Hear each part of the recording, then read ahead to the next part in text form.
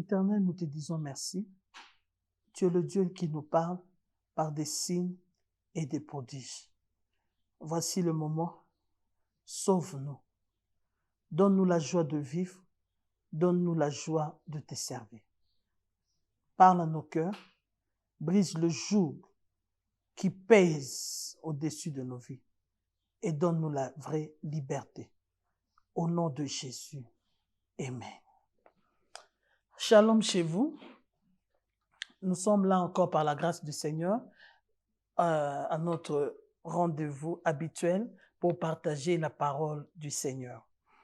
Nous avons commencé par la grâce du Seigneur parler de notre grand thème, la victoire sur notre passé. Et nous avons commencé à parler de la victoire sur le passé involontaire. Le passé volontaire, c'est le passé où tu as commis des actes consciemment. Donc, on peut aussi appeler ça le passé conscient. Donc, c'était une vie que tu t'étais choisi, tu avais décidé de mener jusqu'à ce que tu rencontres le Seigneur. Et la bonne nouvelle est que tes péchés te sont pardonnés. Nous avons aussi parlé de la victoire sur le passé involontaire, des gens qui ont été manipulés par le passé, des personnes qui ont été amenées à poser des actes dont ils ne pouvaient même pas s'imaginer parce qu'ils ont été mal conseillés ou bien ils étaient entourés des méchants et qui ont détruit leur vie. La bonne nouvelle, la grâce de Dieu te suffit. Et aujourd'hui, nous allons parler de la victoire sur le passé imposé. C'est la vie qui t'a été volée. Là, ici, nous voyons les méfaits des hommes, la méchanceté des hommes. Un groupe de gens ont décidé de détruire ta vie. Nous allons voir dans la Bible deux femmes, deux jeunes filles, qui ont été abusées. Des filles qui ont vu leur virginité être volée parce que elles étaient au mauvais endroit,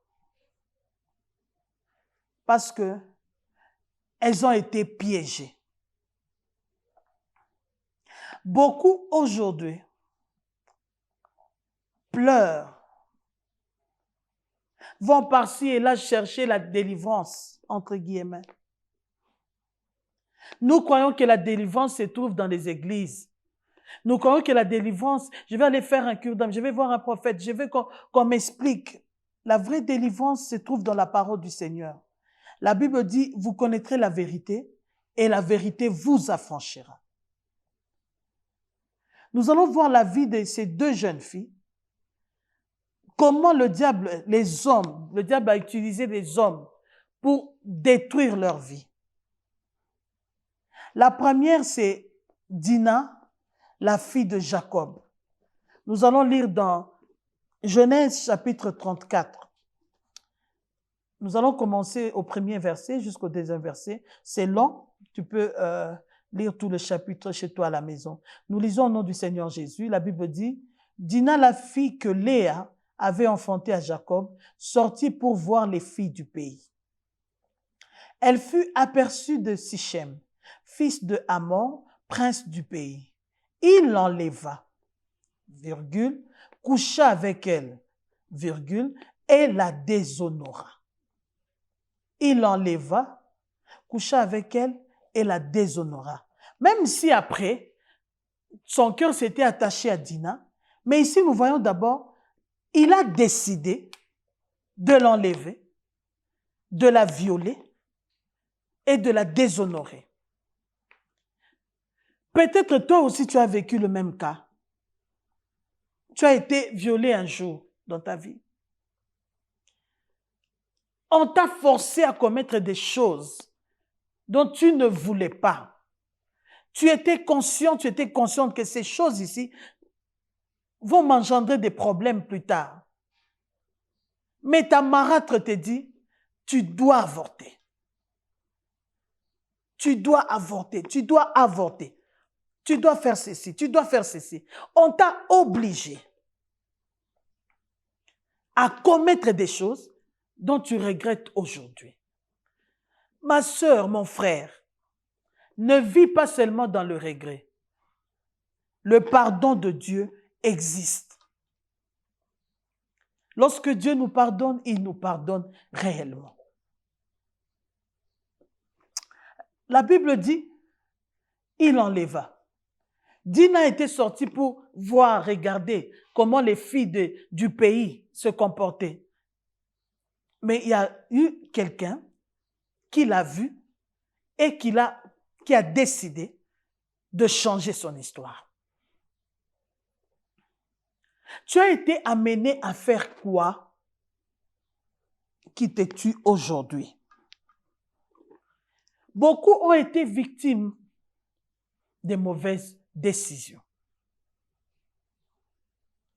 Soit on t'a poussé à prendre la mauvaise décision. Nous allons lire aussi dans 2 Samuel l'histoire de Tamar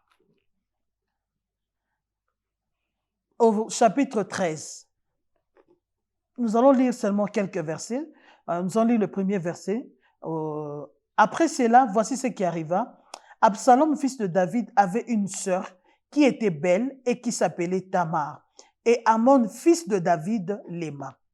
Amnon était tourmenté jusqu'à se rendre malade à cause de Tamar, sa sœur, car elle était vierge.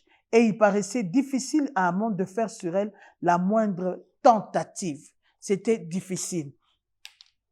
Alors, qu'est-ce qu'il a fait? Il a été conseillé par son cousin de tendre un piège à Tamar pour la déshonorer. Or, Tamar l'avait conseillé, demande à mon père ma main. Mais son frère a refusé. Il l'a prise de force. Elle était vierge. Bien-aimé, le diable détruit toujours les vies qui étaient destinées à briller. Tu n'es pas n'importe qui là où tu es. Tu as été victime. Mais ce n'est pas encore fini. L'histoire continue. Comme Jésus a vaincu la mort, comme il a été ressuscité, ta vie aussi peut ressusciter. Tu as été victime. La Bible dit, Tamar était belle. Et puis elle était vierge. Mais son frère a décidé de détruire sa vie. Il y a peut-être des gens qui ont détruit ta vie. Pas seulement dans le viol. Il y a beaucoup de choses. On t'a poussé à faire des fétiches, par exemple. On t'a poussé à avorter. On t'a poussé à quitter ton foyer. Tu as été victime. On t'a imposé un style de vie. Vous savez, être manipulé, c'est autre chose. Mais être imposé, on t'a dicté des choses. Tes parents t'ont dicté des choses. Tu es orphelin, tu es orpheline. Tu as été reçu dans une famille. Et les gens de cette famille ont décidé de faire de toi un objet. Ton oncle a décidé de te prendre comme un objet sexuel. L'inceste. Tu as été abusé par tes cousins. On t'a forcé à faire des choses. Tu dois le faire parce que tu es l'aîné. Tu dois te marier avec ce vieux papa parce que tu es l'aîné. Tu entres dans le mariage avec des pleurs. Je ne veux pas. Je ne suis pas prête. Mais tu dois le faire parce que tes frères doivent aller à l'école. Toi, tu dois vendre ton corps. Tu dois le faire. Tu ne peux pas laisser cette chance. Arrête les études. Tu dois penser à nous. À nous qui? Vous avez fait votre vie. Laissez-le faire sa vie. Beaucoup de vies ont été bousillées comme ça. Mais si tu choisis l'Église, si tu choisis le Seigneur, comment nous allons vivre? Arrête avec ces histoires. Aide ta famille. Nous sommes là, nous souffrons. Et tu es là, avec ce beau corps. Mais fais quelque chose. On t'a imposé à arrêter tes études. La vie t'a imposé. Mais ce n'est pas trop tard. On t'a imposé à déménager. On t'a imposé à quitter ce travail. C'est moi ou rien. Le boss te dit, soit tu couches avec moi, soit tu laisses, tu abandonnes le travail. Tu te dis, qu'est-ce que je vais faire? C'est la fin du mois. Et tu ne connaissais pas le Seigneur. Tu as cédé à ces chantages. Beaucoup de gens ont bousillé leur vie à cause des chantages de l'ennemi, des hommes. La méchanceté des hommes a volé ta vie. On t'a poussé à régner le Seigneur. Ce mari-là t'a dit, tu dois régner Jésus. Sinon, je ne t'épouse pas. Tu étais bébé spirituel. Tu n'avais personne à qui te confier. Je connais une dame qui était convertie. Elle allait dans une église de la place. Et un jour, son mari qui était en voyage est rentré du voyage. La femme n'est pas à la maison. Elle était partie à une veillée de prière. Et elle rentre le matin, le mari lui dit, mais c'est quoi ça comme histoire? Tu laisses les enfants comme ça avec les domestiques et tu vas passer la nuit à l'église. C'était quoi le problème, le programme? La femme explique et puis le mari lui dit, à partir d'aujourd'hui, fini les veillées, fini tout ça. Tu vas commencer à aller comme tout le monde la journée, mais les veillées, je refuse. La femme dit, non, moi je dois prier. Toi, tu n'es pas converti. Je dois jeûner, je dois veiller jusqu'à ce que tu te convertisses. Le mari a dit, ok, tu vas veiller, tu vas prier la journée, pas la nuit. Et la femme va chez son pasteur. Elle pose son problème, elle explique le problème. Et le pasteur lui dit, mais maman, le choix est clair, tu choisis le Seigneur. Et la pauvre femme a choisi le Seigneur. Elle a choisi les veillées, elle a choisi l'église, elle a quitté son mari et aujourd'hui, elle galère. Et lorsqu'on s'est rencontré avec la dame, elle me dit, maman, si j'avais connu cette vérité avant, aujourd'hui, je serais avec mon mari. Avec 5 enfants. Elle a laissé tous ses enfants, elle est partie. Son mari lui a dit, ok, tu as choisi l'église, moi je reste avec les enfants, toi tu pars. Combien de vies ont été poussillées comme ça? Même si c'était par ignorance, je ne sais pas. Mais la méchanceté aussi agit. Les tantes, qu'est-ce que t'ont imposé? Tu dois faire ceci, tu dois faire des incisions, tu dois faire ceci. Et dans notre coutume, la coutume nous a imposé beaucoup de choses. Et aujourd'hui, nous sommes victimes. La coutume nous a imposé l'idolâtrie. Aujourd'hui, nous sommes entrés en conflit avec le Seigneur. Heureusement, il y a le sang de l'agneau. Qu'est-ce que ta coutume t'a imposé à faire? Oh non, c'est la culture de chez nous, c'est l'éducation de chez nous. Mais en réalité, c'est la coutume de chez vous. Or, la Bible dit, si le Fils vous affranchit, vous serez réellement libre. Bien-aimé, ne sois plus victime du passé qu'on t'a imposé. Ce n'était pas ton choix. Donc, tu peux refaire ton choix aujourd'hui. Ce n'était pas tes rêves. Donc, tu peux vivre tes rêves aujourd'hui. Ce n'était pas tes ambitions. Donc, tu peux vivre tes ambitions aujourd'hui. Ce n'était pas ton objectif. Donc, tu peux vivre ton objectif aujourd'hui.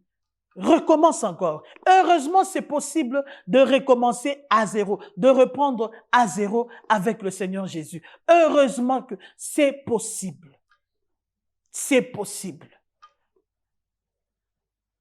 La loi avait imposé à Paul de tuer les chrétiens. Mais lorsqu'il a rencontré le Seigneur Jésus, il est devenu une autre personne. C'est lui qui tuait est devenu la personne qui donnait et qui amenait la vie. Qu'est-ce qu'on t'a imposé? Le Seigneur Jésus peut te transformer en une autre personne. La Bible dit, si celui qui est en Christ est une nouvelle créature, les choses anciennes sont passées et voici toutes choses sont devenues nouvelles. Tu es une nouvelle créature. Ne vis plus comme une victime. Non, tu es pardonné. Pardonne aussi. Par la grâce de Dieu, nous allons voir prochainement comment il y a la restauration et la grâce du Seigneur et comment tu peux recommencer ta vie. C'est possible. Maman, tu as été victime de quoi? On t'a imposé à devenir deuxième femme. Ok, on t'avait imposé. Mais aujourd'hui, tu peux prendre la décision.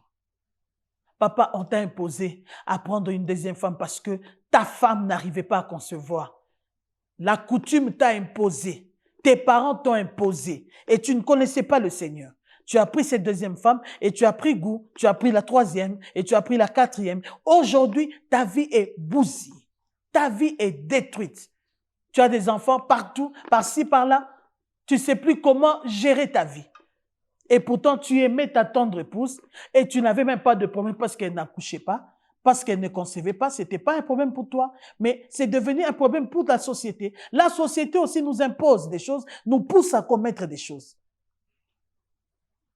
Heureusement, Jésus a dit, je ne vous laisserai pas orphelins. Le Saint-Esprit est là pour nous recadrer. Le Saint-Esprit est là pour nous aider à marcher dans notre destinée. Tu as été victime de quoi? Ne vis plus en victime, mais vis comme si tu as été restauré, tu as été sauvé. Le Seigneur Jésus est venu chercher ceux qui étaient perdus. Ne te cache plus. Ne te cache plus. Tu es pardonné. Va en nouveauté de vie parce que ton Dieu t'a pardonné. La femme adultère, le Seigneur Jésus lui a dit, où sont ceux qui t'accusaient? La même femme est devenue après évangéliste. Pourquoi? Parce qu'elle a accepté de changer de mentalité, de victime en sauvée. Parce que si la mentalité est changée et transformée, ça sera facile pour toi d'entrer dans une nouvelle ère sans reproche. Vous savez, le monde nous regarde et le monde nous juge et le monde nous jugera toujours. Mais moi, je te conseille de faire confiance au Seigneur. Beaucoup ont été victimes et leur vie a été détruite. Par exemple, à cause de la faim, tu es parti demander de l'aide à un oncle et l'oncle te dit, non, je dois coucher avec toi. La Bible nous parle de 2 vierges qui ont été abusées. L'une par un étranger, l'autre par son propre frère. Combien ont été abusés chez eux à la maison? Combien? Et l'oncle te dit, ok, je peux t'aider, mais à une seule condition, tu couches avec moi. Et c'est ainsi que ta vie avait basculé. Maintenant, tu te dis, qui peut m'épouser? Je n'ai plus de valeur. Je suis victime. Je n'ai plus de valeur. Ma vie est détruite. Je n'ai plus de valeur. Il y a une bonne nouvelle pour toi. C'est le Seigneur Jésus qui nous donne de la valeur. Hier, nous étions pécheurs. Hier, nous n'étions pas dignes de nous approcher du trône de la grâce de Dieu. Mais à cause de la croix, à cause du sang qui a coulé, nous avons maintenant de la valeur. Nous pouvons appeler le Seigneur notre papa et il nous exauce comme ses enfants. Quelle grâce! Tu es victime, mais choisis de vivre comme une sauvée, un sauvé. Ton Rédempteur est vivant. Job a dit, oh, je sais et je suis sûr d'une chose, que mon Rédempteur est vivant et il se lèvera le dernier. Qui te condamne, mon frère? Qui te condamne, ma sœur? Qui t'impose cette vie de misère? Je ne peux pas. Je ne peux pas. On m'avait dit ceci. Je ne peux pas faire ceci. Sois libre. Sois libre. Vis ta vie. Tu as eu la grâce de connaître le Seigneur Jésus. Vis réellement maintenant ta vie. Paul n'a pas eu honte. Hein? Il a commencé à prêcher. Il a écrit des épîtres. Aujourd'hui, nous lisons, Paul a dit ceci aux Romains, Paul a dit ceci. Mais c'était un tueur hier. Il contestait la parole du Seigneur. La résurrection. Et Jésus lui a dit ceci. Pourquoi me persécutes-tu? ton Dieu t'aime. Ne promène plus des regards inquiets. Ma sœur, lève-toi de ta honte. Tamar avait déchiré sa robe. Elle a supplié son frère. Ne me déshonore pas. Une princesse qui s'est promenée sur la route avec des habits déchirés parce qu'on l'avait volé sa fierté. Elle était belle, vierge. Elle pouvait épouser un prince. Et c'est là que son histoire se termine. On ne sait pas la continuité si c'était quoi. Mais son frère avait détruit sa vie à cause de son appétit. Mais ne sois pas comme Tamar. Ne déchire pas ta robe. Cache ta honte. Va chez le Seigneur, dis-lui, console-moi Seigneur. C'est plus fort que moi, mais aide-moi. Est-ce que je peux regarder mes oppresseurs en face? Est-ce que je peux les pardonner? Par ta propre force, tu ne sauras pas. Mais avec l'aide de l'Esprit Saint, tu peux. Pardonne. Cherche quelque part un peu de force pour pardonner. Au lieu de déchirer ta robe, lave ta robe. Lève-toi. Lève-toi et continue ta route. Le Seigneur de la restauration veut te restaurer. Il y a des femmes qui se sont levées dans la Bible pour poursuivre leur destinée.